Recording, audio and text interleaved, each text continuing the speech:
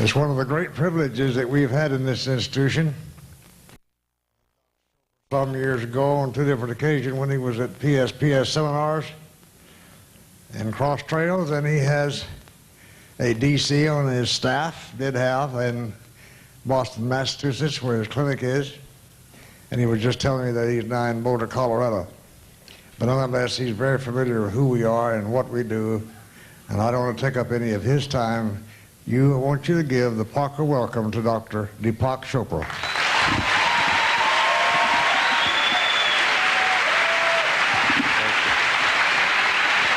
Thank you. Thank you. Okay.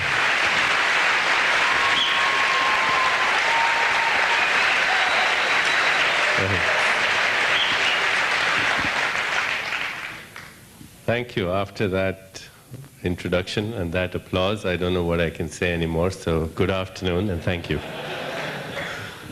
It's really a great privilege for me to be here to speak to you, and a great privilege for me to meet Dr. Parker, a great privilege to see your wonderful institution, because I have been inspired in my writings by one very basic tenet in chiropractic, and that is the idea of innate intelligence, that inside every human being and inside the workings of nature, there is intelligence. And this intelligence is the ultimate and supreme genius and mirrors the wisdom of the universe.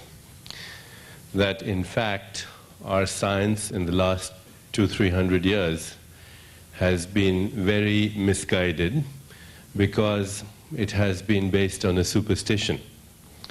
And for lack of a better word, I think we can only call it the superstition of materialism. The superstition of materialism, which holds that we live in a physical world, that we are essentially physical machines that have learned how to manufacture thought, that intelligence and consciousness is the byproduct of biochemistry, of material space-time events. Based on this superstition, we have structured an entire edifice that we call science. And yet science, even though we think it's a method for exploring the truth, has not been a method for exploring the truth.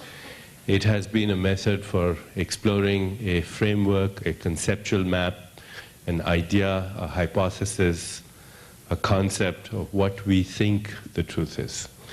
And that concept keeps changing as we begin to learn more and more about the mechanics of nature, about our own essential nature and who we really are, and what our purpose here is, being in planet Earth. I use the word superstition of materialism because that's what it is. The superstition of materialism is based on the premise that sensory experience, which means that which you can experience through your senses, is the essential criterion for reality. If I can see something and touch it, it has texture and solidity and shape and color, it's real. If I can't experience it through my senses, then it's in my imagination, in my consciousness, and therefore not so real.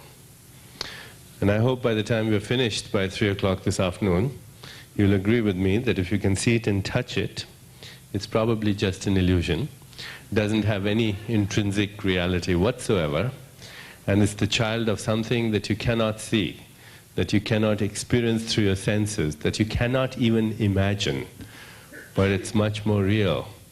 It's non-conceptualizable, it's ineffable, it's abstract, and yet much more real than anything you can experience, either through your mind or through your senses.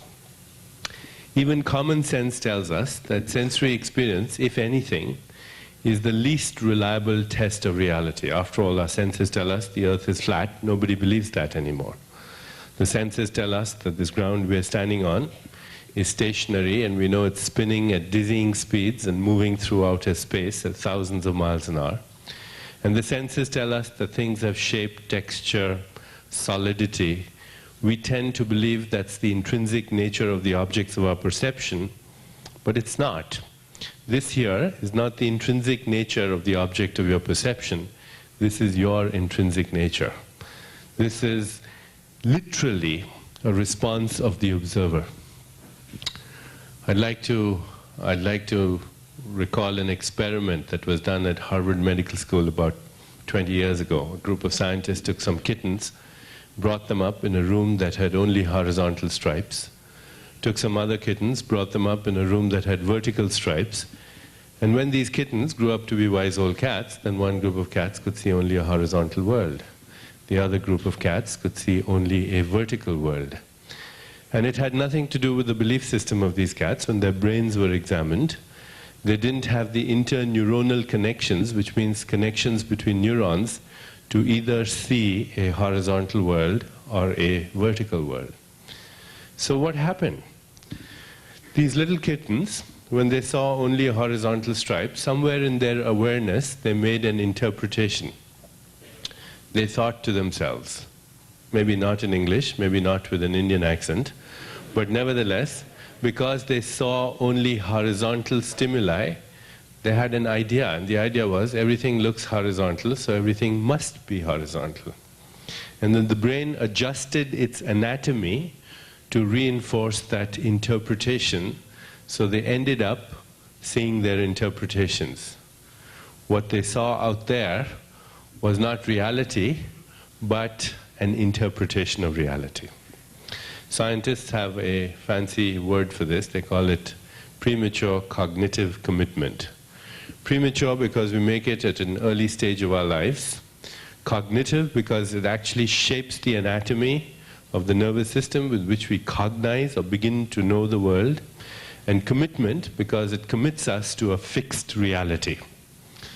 It freezes us. It imprisons us into a fixed reality. And once in a while, a few people will escape from this prison.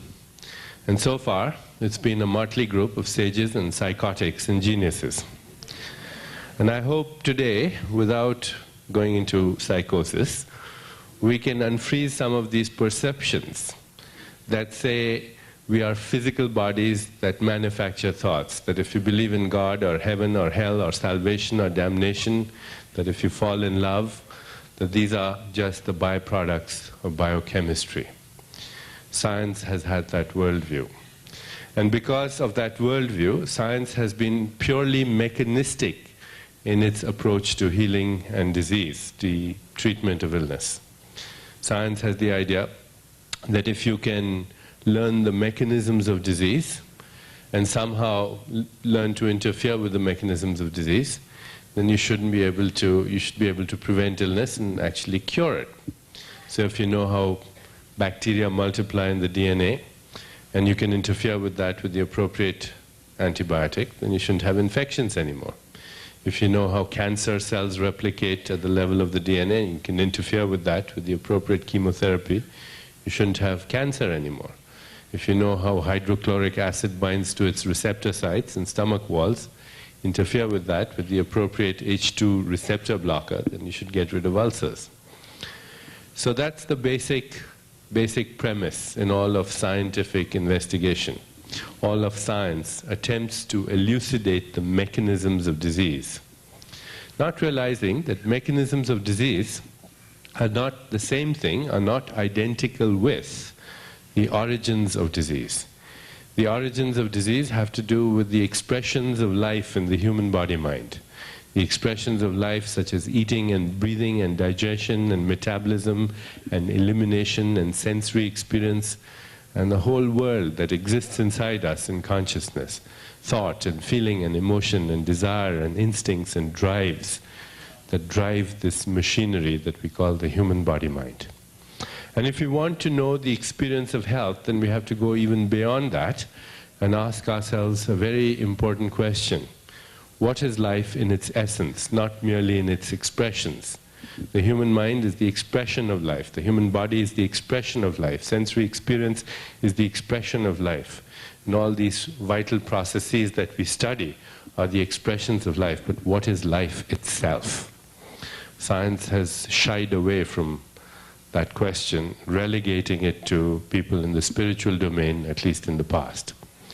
In fact, recently when I moved to California, to the Sharp Institute, I asked a physician friend of mine, I said, do you have a good definition for life? And he said, yes, of course.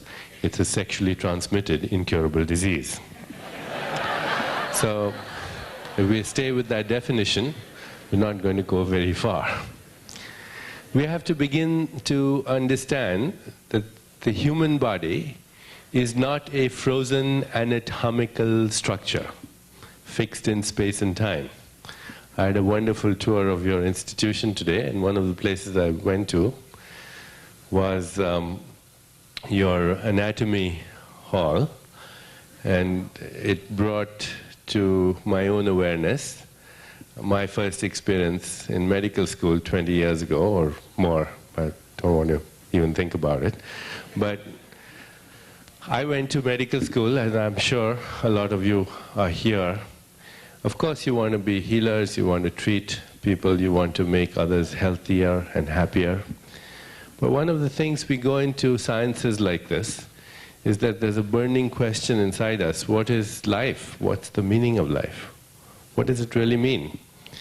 And when we are first introduced to a science, and our first experience of that world is an anatomy class, a dissection room, we sometimes get influenced by that. I go to medical school to know the meaning of life, and the first thing I see is a corpse. I'm supposed to understand the meaning of life by looking at a dead body. Somehow that model gets stuck. Not so much in chiropractic school, because you have this idea of intelligence that is the basis of everything that you study, but definitely in medical school. And that fixed anatomic structure gets implanted in consciousness. When the body is not a frozen anatomical structure, as you know, the body is more like a river of intelligence, a river of energy and information that's constantly renewing itself in every moment of your existence. And just like you cannot step into the same river twice because new water is always flowing in, the real you cannot step into the same flesh and bones twice. In a moment we'll try and figure out who that real you is.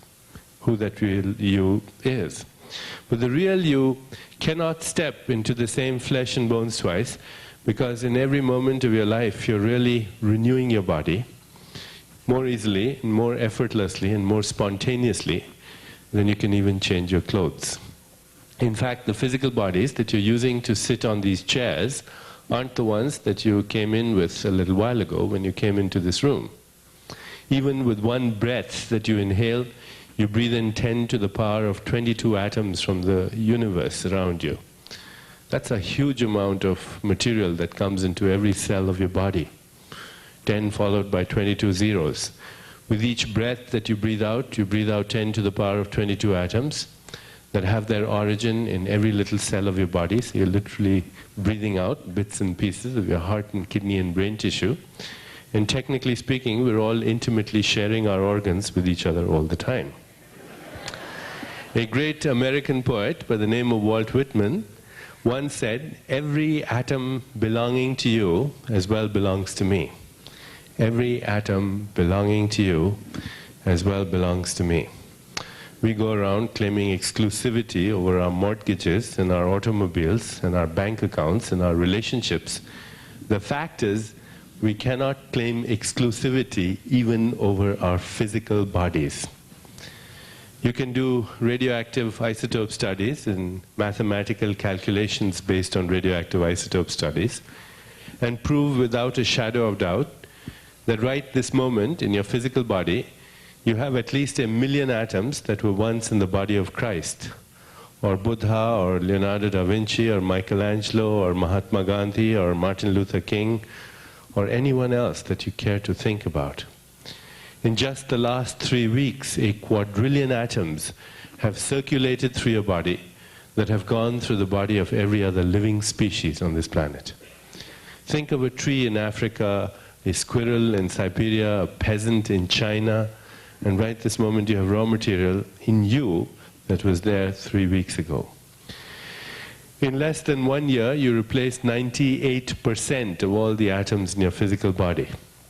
So you literally make a new liver every 6 weeks, a new skin once a month, a new stomach lining every 5 days, a new skeleton. It seems so hard and solid when you look at it, but you renew it every 3 months. And even the DNA, which holds the memories of millions of years of evolutionary time, the actual raw material, the carbon, the hydrogen, the oxygen, and the nitrogen, it comes and goes every 6 weeks, almost like migratory birds. So if you think you are your physical body, you certainly have a bit of a dilemma. Which one are you talking about? I'm giving you this lecture with my 1995 model, and the last time I addressed some of you, in Las Vegas I believe, I had with me during my travels the same lecture notes, the same suitcase, some of the same clothes, but not the same physical body. The physical body is just recycled earth, water, and air. It's recycled carbon, hydrogen, oxygen, a few other elements on the periodic table, and comes and goes in the twinkling of an eye. The physical body that I used to give this lecture the last time came from the dust, hung around me for a little while, is back in the dust. Perhaps then I'm not my physical body.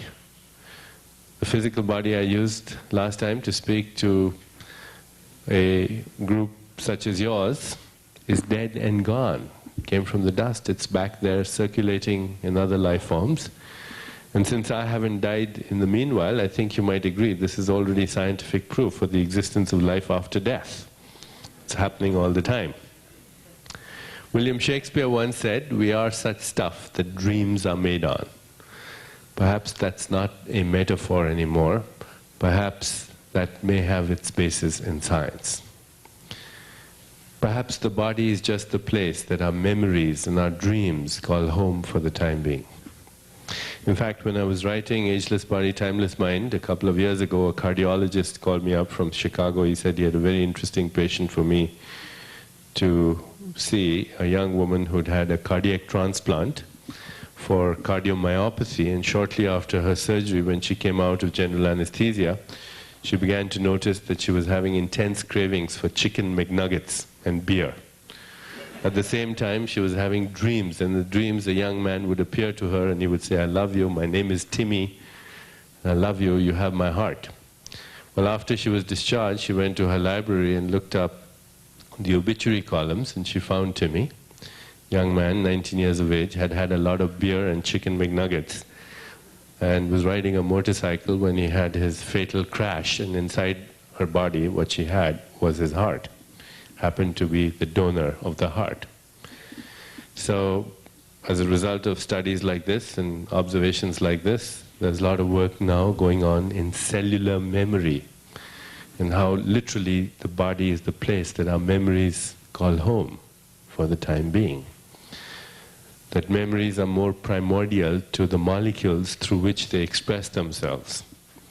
As I told my cardiologist friend, if he told me the story 10 years ago, I'd probably give him and his patient 100 milligrams of Thorazine and call the psychiatrist. But we're living in an interesting age. We're in the midst of what can only be called the climactic overthrow of the superstition of materialism. Even our technology today is based on a new idea of reality. Today, if you can use a fax machine, or speak on the phone, or listen to the radio, or watch a program on television, or use a computer, all these technologies are based on one very essential fact. And that essential fact is that the essential nature of the material world is that it's not material.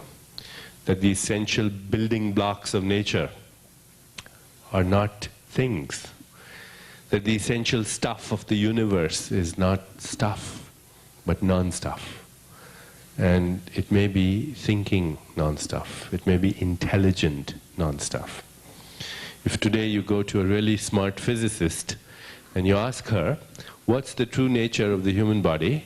She'll tell you, it's made up of atoms. The atoms in turn are subatomic particles that are moving at lightning speeds around huge empty spaces.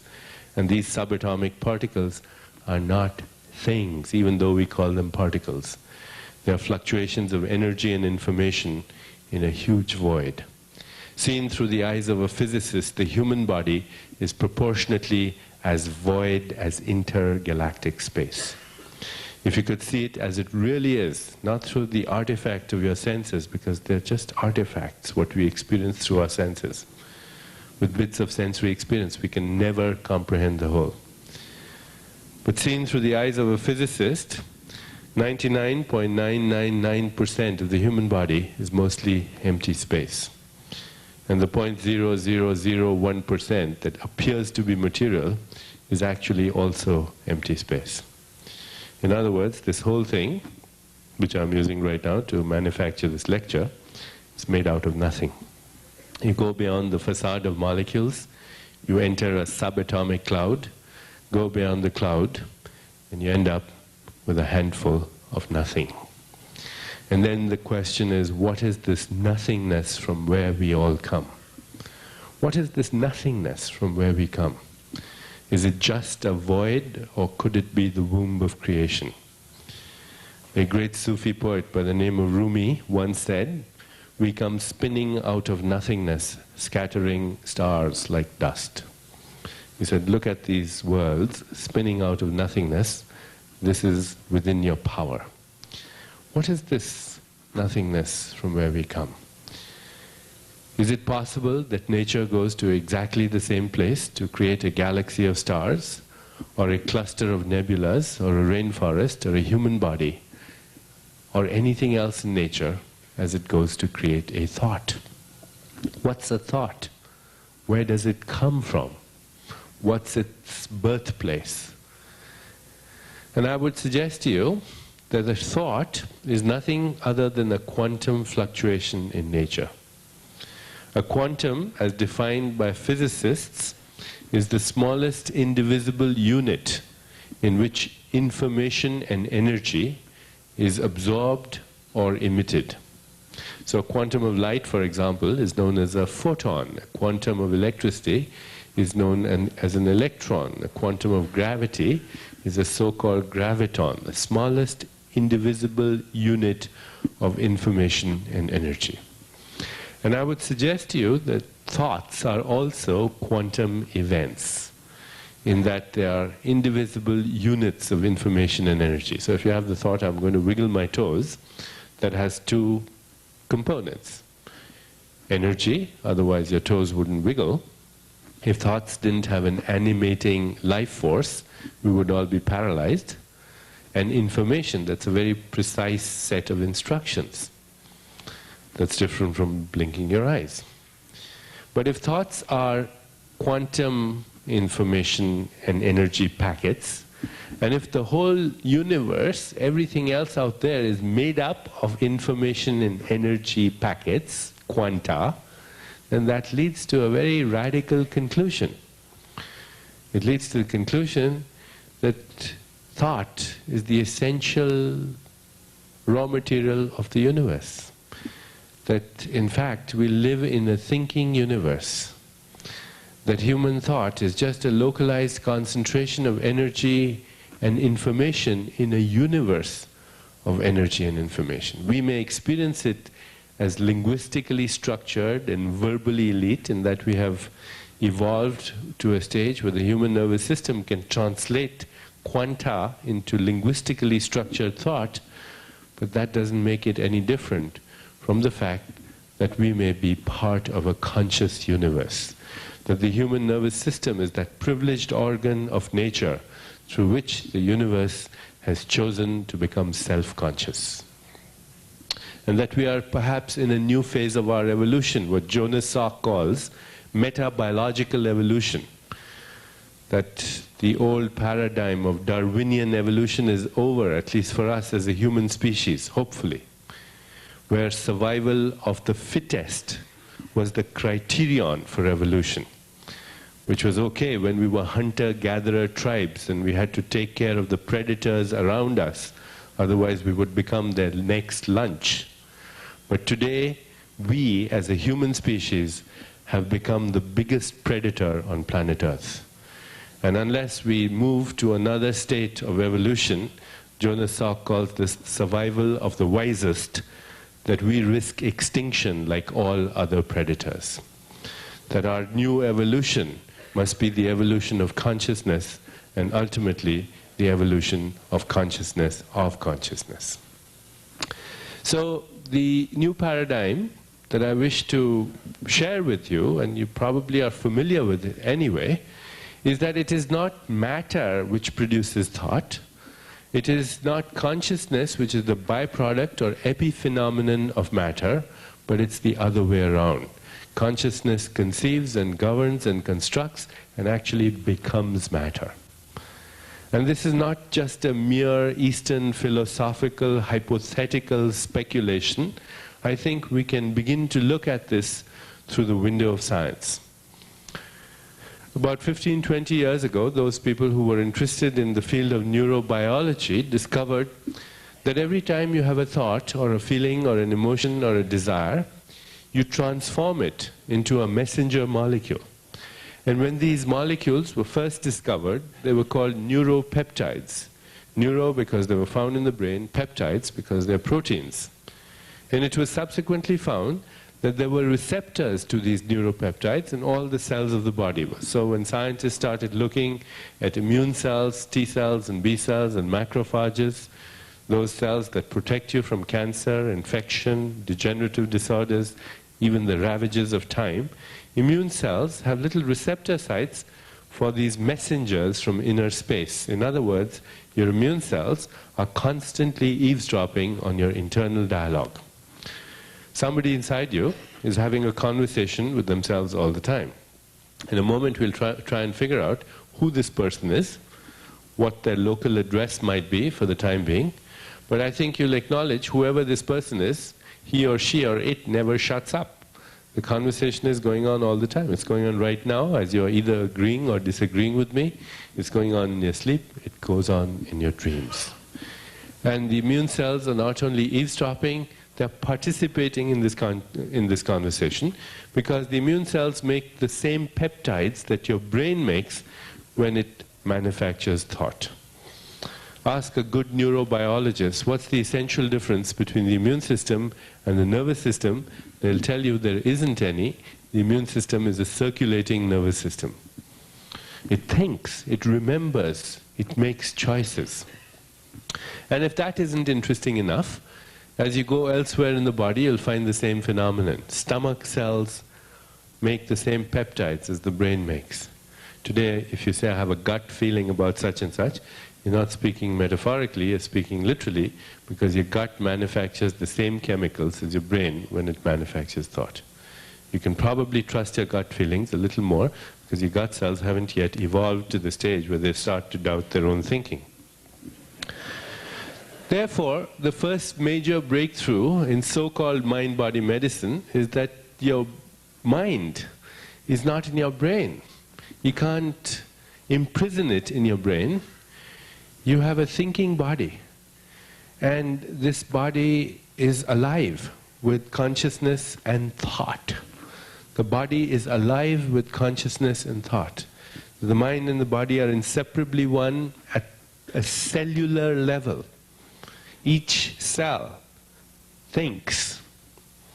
Each cell is conscious. It's a live being. But that's just the first major breakthrough. As we begin to look at the emerging literature and scientific findings, one realizes that not only can you not imprison the mind in the brain, but in fact you cannot squeeze it into the volume of your body, or perhaps even the span of a single lifetime. That you cannot squeeze the mind into the volume of a body or the span of a lifetime, that it extends outside your body, beyond the corridors of time and outside the limits of space. That even your individual mind is part of a field, a stream of collective consciousness, and that even though we may think that in fact we live under the presumption that we think, as Nietzsche once said, most of the time we are being taught. We are part of a stream of consciousness that extends beyond us, in which we participate. There's a dynamic exchange of energy and information constantly between this microcosm and the macrocosm out there. A few years ago, there was the discovery of hormones known as pheromones. Pheromones are hormones that reflect emotional states, and they're not just found in human beings, they're found everywhere in nature. So if you infect a tree, for example, with gypsy moth, immediately the tree will release hormones into the atmosphere that will inform all the other trees in the forest, I have an infection, you better watch out. That's how plants communicate, that's how insects and honeybees and termites and ants communicate, that's how animals communicate. Believe it or not, we do so too.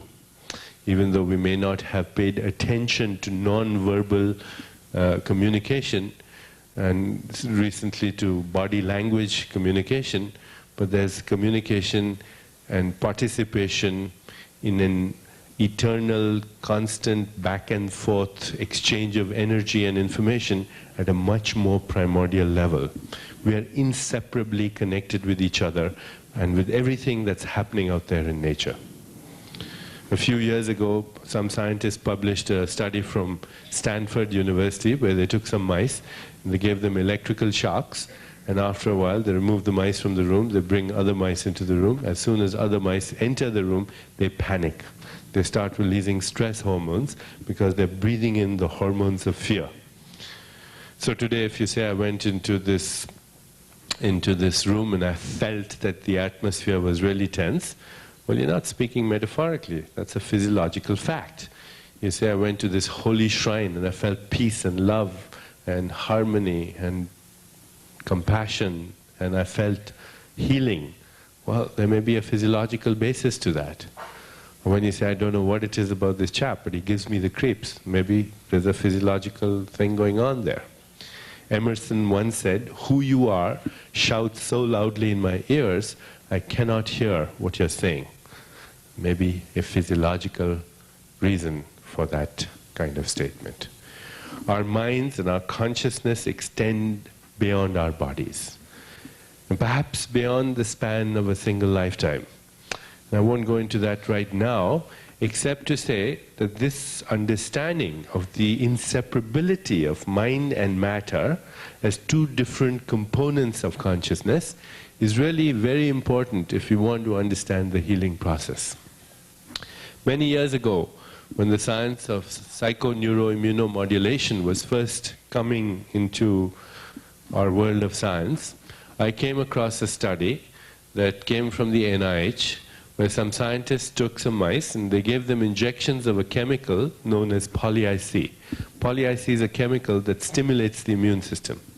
Then they had these animals, these mice, smell camphor at the same time.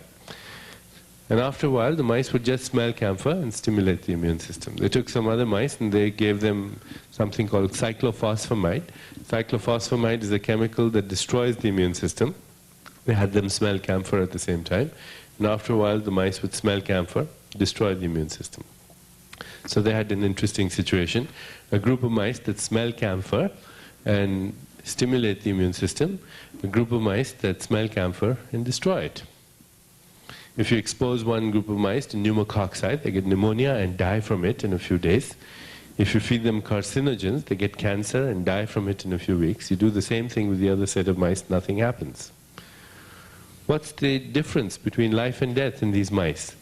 The difference between life and death is nothing other than the interpretation of the memory of the smell of camphor. Please note, the difference between life and death was nothing other than the interpretation of a memory. So, could this be relevant to us as a human species? The answer is, it seems to be. It is estimated that the average human thinks about 60,000 thoughts a day.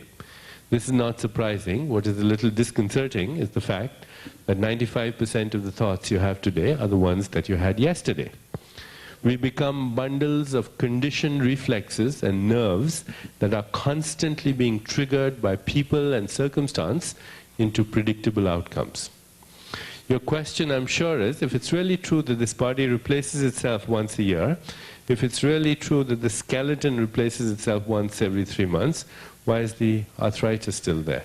If it's really true that these blood vessels replace themselves every 6 weeks, why are they still blocked? If it's really true that these stomach cells replace themselves every 5 days, why is the ulcer still there? If it's really true that these cancer cells come and go in the twinkling of an eye, then why is the cancer there? The answer seems to be that through conditioning, we generate the same impulses, the same quantum events of information and energy that lead to the same biochemical events, the same physiological events, the same behavioral patterns, and ultimately the same outcomes. That if we want to really get rid of the disease, then we have to go beyond the mask of matter. We have to go and look at the ghost of the disease. And the ghost of the disease is the cellular memory of the disease. You have to go and exorcise that cellular memory if you want to really bring about a change. A change on the material level is not good enough. It has to be at the level of intelligence. It has to be which is beyond the mask, beyond the facade of molecules. The irony, of course, is that we keep repeating the same patterns of intelligence. As I said, 60,000 thoughts a day, most of them the same thoughts as yesterday. We become the victims of the stale repetition of outworn memories. We become, as I said, bundles of conditioned reflexes. The irony, of course, is that my tormentor today is myself left over from yesterday. If you want to really then create a new pattern, you have to step out of the river of memory. Step out of the river of memory. An ancient Ayurvedic scripture says, you want to get rid of the disease, you want to create a new body, then step out of the river of memory and conditioning and see the world as if for the first time. It says, I use memories, but I do not allow memories to use me. And that, my friends, is really the mechanics of healing. You use memories, but you do not allow memories to use you. You have to step out of that river, because only in your ability to step out, to witness those patterns of intelligence, is there the ability to change those patterns. There is a lot of data now, a lot of wealth of information on the fact that consciousness is the phenomenon, that biochemistry and matter is the epiphenomenon. Many years ago I also came across a study, it was from Ohio State University, where scientists were looking at the metabolism of cholesterol in rabbits. They were feeding rabbits diets that were extremely high in cholesterol, but they found to their amazement that there was one group of rabbits that didn't get the high cholesterol levels despite being fed the same toxic diet. And after a lot of investigation, it was discovered that the technician who was feeding these rabbits, instead of just throwing the food at them, he would take them out of their cages and he would pet them and cuddle them and kiss them. Then he would give them the same poisonous food. But now, as a result of this new experience, and you can call this experience love, and if you don't like the word love, you can call it the flow of information. But as a result of this new experience, these rabbits secreted a different set of neuropeptides that transferred the cholesterol into a completely different metabolic pathway. And this may in fact be the basis of the whole science that is now emerging, that is known as therapeutic touch. That it is not just your touching that makes a difference, but what is happening in your awareness that makes a difference. What is the flow of consciousness that triggers the internal pharmacy that knows how to produce everything. Your body makes tranquilizers and sleeping pills and immunomodulators and anti-cancer drugs, you name it, the human body can make it in the right dose at the right time for the right organ, no side effects, all the instructions with the packaging. But what triggers this? What is the role of consciousness? There are many studies that show that touch will cause the secretion of growth factors and VIP and immunomodulators, depending on the modality that you use.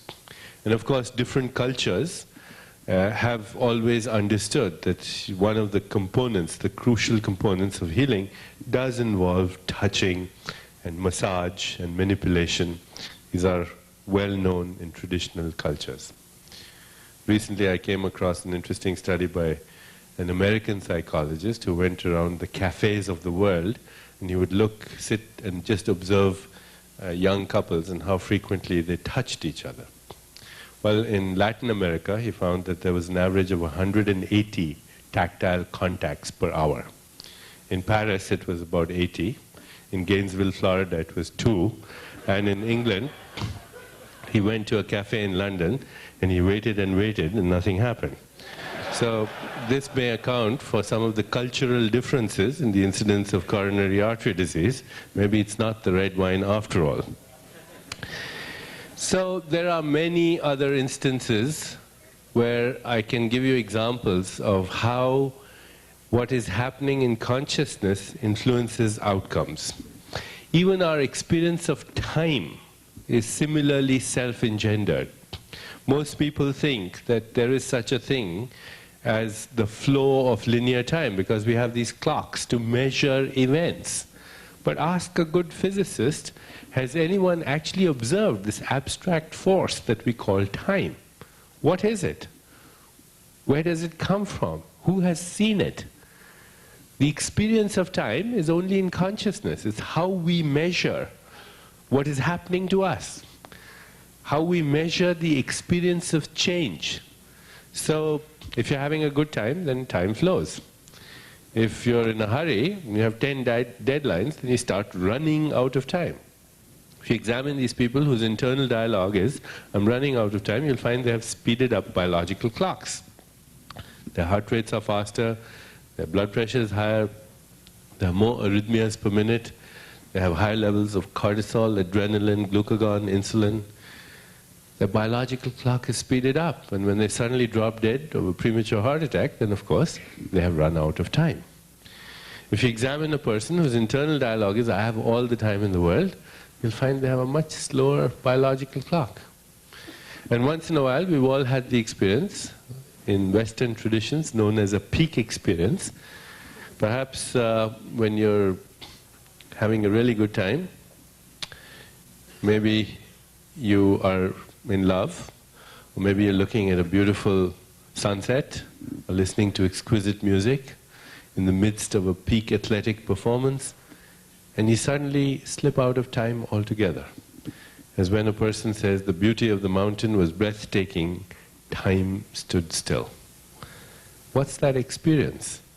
That experience has, in Eastern healing traditions, been called the experience of unity consciousness, which means that the observer and that which is being observed become unified into one experience of wholeness. There is no separation between the observer and the observed. And then there is no time, because time is nothing other than the movement of consciousness that separates the observer from the observed. Unity consciousness has been known in Eastern traditions as the real experience of love. Love not as a mere sentiment, love not as a mere emotion, but love as the ultimate truth, the ultimate glue that holds the universe together. And when we have that experience, then we escape time-bound awareness, because time is nothing other than the movement of thought. If you read Stephen Hawking's book, A Brief History of Time, and you look at the introduction to that, you'll find a really extraordinary statement there. It says, Stephen Hawking set out, by Carl Sagan, he says, Stephen Hawking set out to understand the mind of God. As far as I know, very few people have been audacious enough to make that kind of statement. Einstein also once said, I want to know God's thoughts, the rest are details. And having set out to understand the mind of God, he states, we live in a universe that has no beginning in time, no ending in time, and no edges in space. Please try and conceptualize that, or imagine that, or visualize that, and you'll find it's impossible. How can you imagine something that never began? And the moment you compromise and say, perhaps there was a beginning, then your immediate dilemma is, if there was a beginning, what was there before the beginning? If there's an ending, what's there after the ending? If there are edges in space, what's there after the outermost edge? Quantum physics is not only stranger than we think it is, it's stranger than we can think, at least linguistically. Because the way we can think linguistically is nothing other than a justification for a reality map that's based on the superstition of materialism. For the first time in the history of science, we are ready to transcend that, to recognize that not only maybe that the facade of molecules is an illusion, but that even the mind is an epiphenomenon of a deeper reality.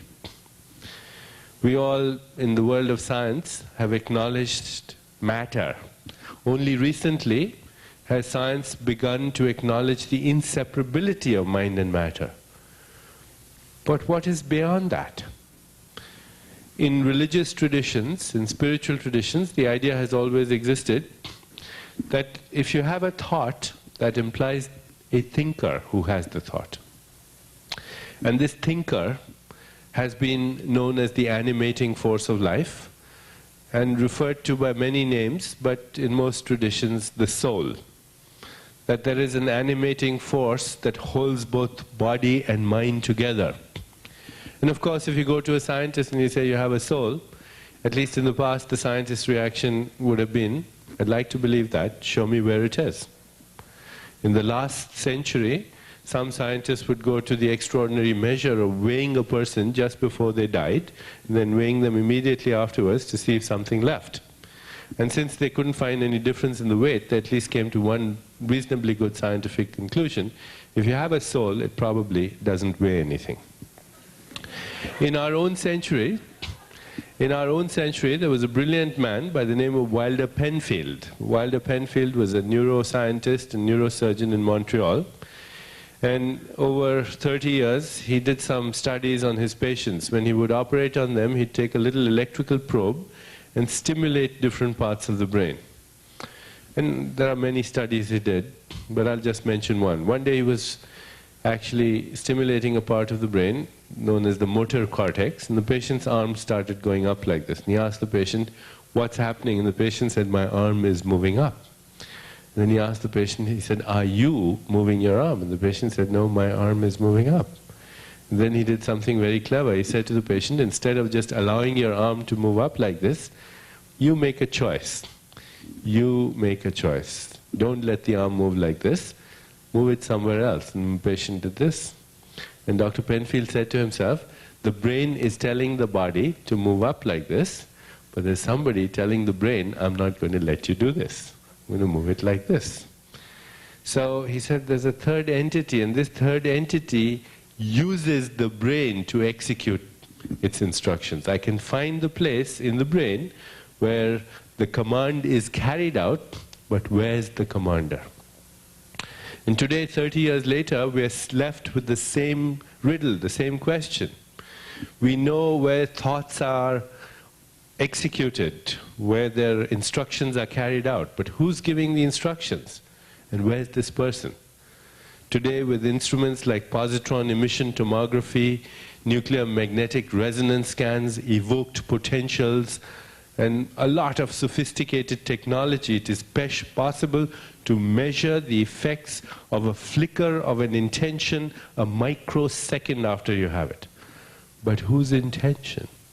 And where's this person? Can't find it. You can't find the essential thinker in either this body or this brain. So why can't you find me in my body? The answer to that may be actually relatively simple. The reason why you can't find me in this body is that maybe I'm not really here. Today, if you go to a good bookstore and look at the metaphysics section, you'll find a lot of books on so-called out-of-body experiences, when the real mystery is how do we get an in-body experience. Imagine you're listening to Beethoven on the radio, and you tear the radio apart, hoping to find Beethoven inside the radio, You're not going to find him there for the simple reason he's not there. The radio is just an instrument that traps a non-local field of information and energy into a space-time event. If you had the radio in New York City, the symphony would be in New York City. If you had it on the moon, it would be in a different dimension of space and time. If you had it in another galaxy 100 million light years away, it would be an altogether different dimension of space and time. And so too, the nervous system and the body are instruments that trap non-local energy and information known as intelligence. The difference between intelligence and information is that intelligence is self-referral. Self-referral means it has a feedback loop. It influences its own evolution and expression for the future. And so I think we are in a very interesting time where we are willing to step into a new paradigm that says the essential you is non-local, cannot be localized in space or time, and yet is an intelligence that permeates every fiber of space and time. A great Indian poet by the name of Tagore lived about 50-60 years ago. He said, the same stream of intelligence permeates everything. Everything. The same stream of life that runs through my veins night and day, runs through the world and dances in rhythmic measure. It is the same life that shoots in joy through the dust of the earth into numerous blades of grass and tumultuous waves of flowers. It is the same life that is rocked in the ocean cradle of birth and death, in ebb and in flow. He says, my life is made glorious by the life throb of ages that's dancing in my blood this moment. The life throb of ages dancing in your blood this moment. And if we really want to understand the mechanics of healing, we have to recognize the relationship of microcosm with macrocosm, of the atom with the universe, of the inner intelligence with the wisdom of the universe, of the mind here with the mind of the universe, of the body here with the body of the universe. Because that body out there that we call the universe is in fact our extended body.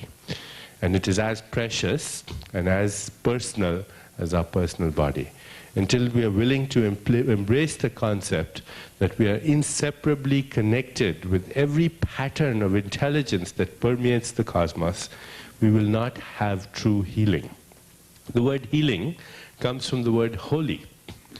Healing, holy, wholeness, health.